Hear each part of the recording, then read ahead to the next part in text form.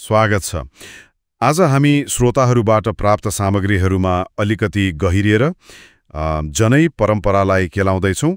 यो धागो मात्रै त पक्कै होइन, यो त एउटा जीवनशैली नै रहेछ, संस्कार रहेछ अनि आफूलाई सम्झाइरहने माध्यम पनि। यसको सुरुवात उपनयन संस्कारबाट हुन्छ हैन, जसलाई व्रतबन्ध पनि भन्छौँ हामी। सामग्रीमा भनिएअनुसार यसले अनुशासन, वेद अध्ययन, आत्मशुद्धिको प्रतिज्ञा गराउँछ। तर एउटा प्रश्न पनि उठेको छ यो ऐतिहासिक रूपमा, किन केही खास वर्ग मतलब ब्राह्मण, क्षेत्री पुरुषहरूमा मात्र सीमित रह्यो त? यसैमा अलि कुरा गरौँ है त। यो नजिक लैजानु मतलब गुरु र ज्ञानको नजिक। हिन्दू परम्परामा यसलाई औपचारिक शिक्षा अनि आध्यात्मिक जीवनको सुरुवात मानिन्छ, एउटा दोस्रो जन्म जस्तै। नेपालमा त व्रतबन्ध भनेरै चिनिन्छ यो संस्कारले खासमा वैदिक अध्ययन र ब्रह्मचर्य जीवनको थालनी जनाउँछ। आत्मनियन्त्रण, नैतिक सिद्धान्तहरू पालना गर्ने कुरामा जोड दिन्छ। यसका प्रक्रियाहरू पनि छन् नि, जस्तै जनै लगाइदिने, जसलाई यज्ञोपवीत भनिन्छ, अनि गुरुबाट गायत्री मन्त्र लिने, आमासँग अन्तिम पटक खाने, त्यो बाल्यकाल सकिएको संकेत हो। हो र? त्यो त कति भावनात्मक पक्ष रहेछ। हो नि। अनि कपाल काट्ने, देवता पूजा, होम गर्ने, अनि त्यो भिक्षा माग्ने चलन पनि छ नि। त्यसले नम्रता सिकाउँछ। अनि त्यो ढुङ्गामा उभ्याउने नि? त्यो चाहिँ संकल्पको दृढताको लागि। अनि त्यो जनैको धागो आफैमा त्यो कति अर्थपूर्ण छ है। यो केवल चिनारी मात्रै त होइन रहेछ, यो त उद्देश्यको निरन्तर सम्झना हो, वैदिक कर्म गर्ने योग्यताको प्रतीक पनि। सामान्यतः 3 त्यान्द्रा हुन्छन् भनिन्छ, ब्रह्मा, विष्णु, महेश, वा मन, वचन, कर्म। हो, दुवै अर्थ लगाइन्छ, त्रिमूर्ति वा शरीर, बाणी र मनको एकता। ब्राह्मणहरूका लागि त 6 वा 9 त्यान्द्रा पनि हुन सक्छन्। एउटा सामान्य धागोले यति धेरै अर्थ बोकेको, यो त साँच्चै रोचक छ। अब ऐतिहासिक कुरा गर्दा परम्परागत रूपमा यो संस्कार ब्राह्मण, क्षत्रिय, वैश्य वर्णका पुरुषहरूको लागि मात्रै थियो। त्यो पनि विवाह अघि एउटा निश्चित उमेर समूहमा, जस्तै ब्राह्मणलाई 8 देखि 16 वर्ष, क्षेत्रीलाई 11 देखि 22। यस्तै नेपालमा त तागाधारी हुनु मतलब जनै लगाउने ब्राह्मण क्षेत्री हुनुले एउटा सामाजिक धार्मिक हैसियत मात्रै होइन, राजकीय मान्यता पनि पाउँथ्यो पहिले। त्यसले त समाजमा तहगत संरचनालाई झन् बल दियो होला नि। हो, त्यस्तै देखिन्छ। तर यही सामग्रीभित्रै अर्को कुरा पनि छ। त्यो के भने आध्यात्मिक यात्रा वास्तवमा जन्मले भन्दा पनि संस्कार र साधनामा आधारित हुन्छ रे। मतलब आत्मिक तयारी, नियम पालना गर्ने इच्छा, त्यो बढी महत्त्वपूर्ण हो। भनेपछि यदि कोही तयार छ भने यो बाटो खुला हुन सक्छ भन्ने आशय हो। सामग्रीले त्यस्तै संकेत गर्छ। यसले परम्परा र व्यक्तिगत योग्यता बीचको एउटा द्वन्द्व जस्तो देखाउँछ। त्यसो भए यही सीमितताको कुरा गर्दा महिलाहरूको प्रसङ्ग पनि आउँछ। परम्परागत रूपमा महिलाहरूले किन जनै लगाएनन् त? सामग्रीले यो प्रश्न उठाएको छ। यसमा एउटा परम्परागत मत, पुराणहरूमा आधारित मत के छ भने महिलाहरू स्वभावैले पवित्र हुन्छन्, त्यसैले उनीहरूलाई सुरक्षा वा शुद्धताका लागि जनै जस्तो बाह्य प्रतीक चाहिँदैन भनिएको छ।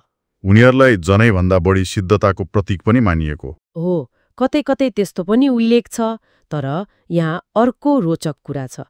हरिता धर्मसूत्र, आश्वलायन गृहसूत्र जस्ता अलिक पुराना मानिने ग्रन्थहरूले त महिलाहरू पनि उपनयन र वेद अध्ययनका लागि योग्य थिए भन्ने संकेत गर्छन्। साँच्चै त्यो त एकदमै महत्त्वपूर्ण कुरा भयो।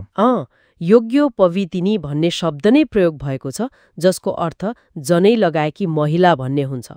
तर पछि आएका मनुस्मृति जस्ता ग्रन्थहरूले चाहिँ यसलाई पुरुषमा सीमित गरे अनि महिलाका लागि घर गृहस्थीको काम नै यज्ञ बराबर हो भनेर व्याख्या गरे।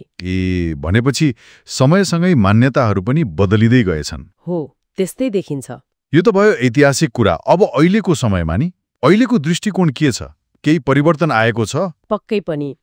आजभोलि जाति वा लिङ्ग भन्दा पनि व्यक्तिगत आध्यात्मिक रुचि अनि समावेशीकरणतर्फ अलि बढी झुकाव देखिन्छ। कतिपय ठाउँमा केटीहरूको पनि उपनयन गर्ने चलन सुरु भएको सुनिन्छ। हो। अनि काठमाडौँ उपत्यकाको नेवार समुदायमा त कतिपय परिवारमा केटा र केटी दुवैलाई समावेश गर्ने आफ्नै खालको परम्परा पनि छँदैछ। केही आधुनिक चिन्तकहरूले त सनातन धर्मको जुन शाश्वत विश्वव्यापी पक्ष छ त्यसको आधारमा यो अधिकार सबैलाई हुनुपर्छ भन्न थाल्नु भएको छ। अनि नेपालमा पनि कतिपय परिवारले व्रतबन्धलाई जातीय संस्कारभन्दा बढी एउटा सांस्कृतिक उत्सवको रूपमा मनाउन थालेका छन् है। हो, त्यो पनि देखिन्छ।